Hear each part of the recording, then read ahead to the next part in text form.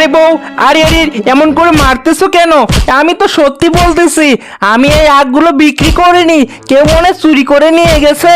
তুমি একটু বোঝার চেষ্টা করো। তোমার সত্য মিথ্যা বোঝা হয়ে গেছে আমার। আজ থেকে আমার বাসায় থাকা তোমার বন্ধ। আর আগগুলো আগে নিয়ে আসবে, তবেই বাসা ফিরতে পারবে। অনেক দিন আগে এক বনে বাস করত এক শিয়াল ও শিয়ালিনী। তারা বনের মধ্যে আখ চাষ করত, আর সেই আখ বাজারে বিক্রি করে তারা সংসার চালাতো। একদিন মিসকে শিয়ালের বউ মিসকে শিয়ালকে বলল, এই শোনো না, পাশের বাড়ির বানর আন্টির গলায় সুন্দর একটা গয়না দেখেছি। আমাকেও অমন একটা গয়না বানিয়ে দেও না।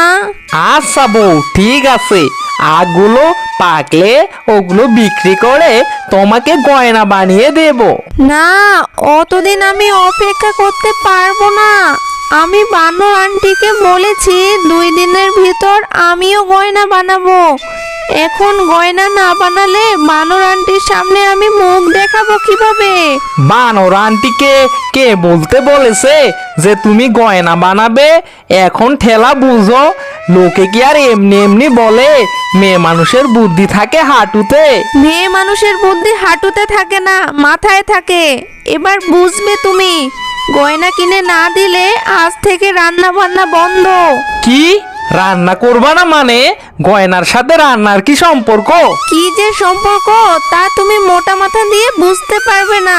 শুধু এটা শুনে রাখো, গয়না কিনে না আনা পর্যন্ত আমি রান্না করব না আর। আরে এ তো বড় ঝামেলায় পড়ে গেলাম। কি জেদি বউ রে, এমন বউ তো কোথাও দেখিনি। আচ্ছা ঠিক আছে, আমি যাচ্ছি, দেখি বানর মিয়ার কাছে বাকিতে গয়না কিনতে পারে কিনা। আরে শিয়াল ভাইয়া যে, তা কি ব্যাপার? বৌদির জন্য গয়না বানাবে নাকি? তা বানর মিয়া, তোমার বৌদি তো দিনরাত শুধু গয়না গয়না করতেছে। গয়নার জন্য আমাকে একেবারে পাগল করে ফেলতেছে, কিন্তু হাতে তো টাকা পয়সা কিছু নেই। কি যে করি কিছুই তো বুঝতে পারতেছি না। সুন্দরী বউ থাকলে তো গয়না বানাতেই হবে। সুন্দরী বউ পোষা অনেক মুশকিল কাজ, অনেক ঝামেলার কাজ, বুঝলে শিয়াল ভাইয়া? হ্যাঁ বানর মিয়া, তুমি ঠিক কথাই বলেছো। কেন যে সুন্দরী বউ বিয়ে করতে গেলাম, জীবনটা একেবারে তেজপাতা করে দিল।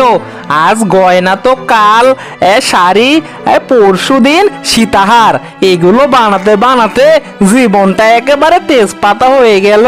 কি আর বলবো শিয়াল ভাইয়া, আমারও একই অবস্থা। আমার বউ তো শরীরে গয়না পরতে পরতে এমন অবস্থা হয়েছে, শরীরে আর কোনো জায়গায় ফাঁকা নেই। আর গয়নার ভারে আমার বউ তো হাঁটতেই পারে না। কিছু বলতে গেলে বলে, আমি গয়না পরবো না তো কে পরবে? আমার বরের কি আর সাধে স্বর্ণের দোকান আছে? তা তুমি ঠিক বলেছো বানর ভাইয়া, এই জ্বালা নিয়ে আর বাঁচি না। তা এখন কাজের কথায় আসি। তোমার কাছে আসলাম, তোমার বৌদির জন্য আমাকে একটা গয়না দাও। আমি টাকাটা না হয় পরে দিয়ে দেব। জানোই তো এবার আমি আখ চাষ করেছি, সেই আখগুলো বিক্রি করে তোমাকে টাকা দিয়ে দেব। আরে শিয়াল ভাইয়া, তোমার দুঃখের কথা আমি বুঝি। তা তুমি আমার কাছ থেকে ভালো দেখে একটা গয়না নিয়ে যাও। টাকাটা বরং আখ কেটে তারপরে আমাকে দিও, কিন্তু টাকাটা কিন্তু সঠিক সময়ে দিও আমাকে। আরে বানর মিয়া, এটা নিয়ে তুমি কোনো চিন্তা করো না, ঠিক আছে? তুমি সময় মতো তোমার টাকা পাবে। এই শিয়াল কথায় কোনো নড়চড় করে না, তুমি সঠিক সময়ে তোমার টাকাটা পেয়ে যাবে। ও মা, কত সুন্দর গয়না! পরলে আমাকে যা লাগবে না, একেবারে পরীর মতো মনে হয়। পড়ি না চাই, নিজের প্রশংসা নিজে কেউ করে, ঢং দেখে আর বাঁচি না বাপু। তুমি চুপ করো, বউয়ের রূপচর্চা কিছু বুঝো তুমি? বিয়ের আগে আমাকে পটাতে কত কথা বলতে। আমি নাকি ডানা কাটা পড়ি, আমার মতো দেখতে এই অঞ্চলে নাকি কেউ নেই। আরে বউ, বিয়ের আগে তোমাকে পটানোর জন্য তো অনেক কিছুই বলেছি, সব কিছুই কি সত্যি নাকি? অনেক কথাই তো বানিয়ে বানিয়ে বলেছি। কি, তখন তুমি তাহলে বানিয়ে বলেছো? তার মানে আমি তাহলে সুন্দরী না? কান্না করে দিব কিন্তু। আরে বউ, কান্না করিও না, কান্না করলে বনের মধ্যে বন্যা হয়ে যাবে। তোমার যা কান্না একবার শুরু হলে আর তো থামানোই যায় না।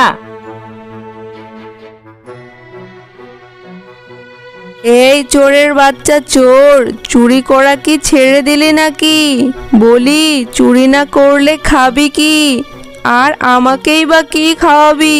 কি যে চুরি করব বউ, চুরি করার মতো তো কিছুই পাচ্ছি না। তা সেবার বানর মিয়ার দোকানে চুরি করতে গিয়ে কি মাইরটাই না খেলাম। এই চুরি টুরি আমার দ্বারা হবে না, এই চুরির রাশি মনে হয় আমার দিকে নেই। চুরি করতেও বুদ্ধি লাগে বুঝলে, বুদ্ধি না থাকলে তো মায়ের খেতেই হবে। ওগো, আমার বুদ্ধির রানী বুদ্ধিমতী, আমাকে বুদ্ধি দাও, শিখিয়ে দাও কিভাবে চুরি করলে আমি ধরা খাবো না। আমার কথা মন দিয়ে শুনো, আজ রাতে শিয়ালের আগগুলো চুরি করে নিয়ে আসো, আর ওগুলো বিক্রি করে অনেক টাকা পাওয়া যাবে।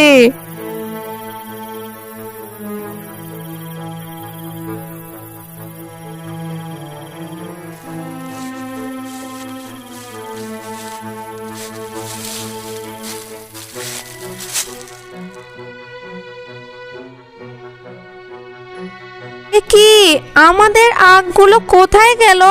আরে সত্যি তো, আগগুলো কে নিয়ে গেল কিছুই তো বুঝতে পারতেছে না, আমার মাথায় তো কিছুই ঢুকতেছে না। বুঝতে পারতেছো না তাই তো? তুমি মনে হয় গোপনে ওগুলো বিক্রি করেছো আর এখন অভিনয় করতেছো, তাই না? সত্যি বলতেছি বউ, আমি এগুলো বিক্রি করিনি, কেউ মনে হয় চুরি করে নিয়ে গেছে। কে যে চুরি করেছে তা আমার বোঝা হয়ে গেছে, আজ তোকে মেরে তক্তা বানাবো আমি। আরে বউ, আরে আরে এমন করে মারতেছো কেন? আমি তো সত্যি বলতেছি, আমি এই আগগুলো বিক্রি করিনি, কেউ মনে হয় চুরি করে নিয়ে গেছে। তুমি একটু বুঝার চেষ্টা করো। তোমার সত্য মিথ্যা বোঝা হয়ে গেছে আমার, আজ থেকে আমার বাসায় থাকা তোমার বন্ধ।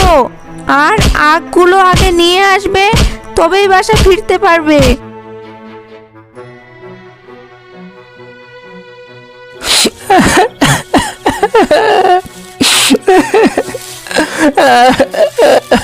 কিরে, বউকে নিয়ে মনে হয় খুব চিন্তায় আছিস? হ্যাঁ হ্যাঁ সাধু বাবা, বউ আমাকে মারতে মারতে বাসা থেকে বের করে দিয়েছে, আর বলেছে আমি যদি চুরি হয়ে যাওয়া আগগুলো বাসা নিয়ে যেতে না পারি তাহলে আমাকে বাসায় আর ঢুকতে দেবে না। ও, এই ব্যাপার। তোর আগগুলো তো ওই দুষ্টু বাঘটা নিয়ে গেছে রে, ওর কাছে গেলেই তুই তোর সব আগগুলো পেয়ে যাবি। কি, ওই দুষ্টু বাঘটা তাহলে আমার এত বড় সর্বনাশ করেছে, আমাকে ঘর ছাড়া করেছে, বউয়ের হাতে মাইর খাইয়েছে, আজ ওর একদিন কি আমার একদিন, ওকে আজকে বোঝাবো কত ধানে কত চাল। আরে শিয়াল ভাইয়া, আরে আরে অমন করে মারতেছো কেন? আরে লাগতেছে, আরে পাছে তো ভুলে যাচ্ছে। আরে বদমাশের বাচ্চা বদমাশ, তোকে তো লাগার জন্য মার দিচ্ছি রে, একটু তো লাগবেই। মেরে তোকে আজকে ভর্তা বানাবো, মেরে মেরে তোর পাছা লাল করব। তুই আমার আগগুলো চুরি করেছিস, আমাকে ঘর ছাড়া করেছিস। আমার ভুল হয়ে গেছে শিয়াল ভাইয়া, আমাকে ক্ষমা করে দাও, আর কখনো এমন কাজ করব না। আরে লাগতেছে তো, একটু আস্তে করে মারো। আরে পাছা তো ভুলে যাচ্ছে, আরে লাল হয়ে যাচ্ছে তো। ওরে বাবা রে বাবা, এ মেরো না রে, এ বাঁচাও।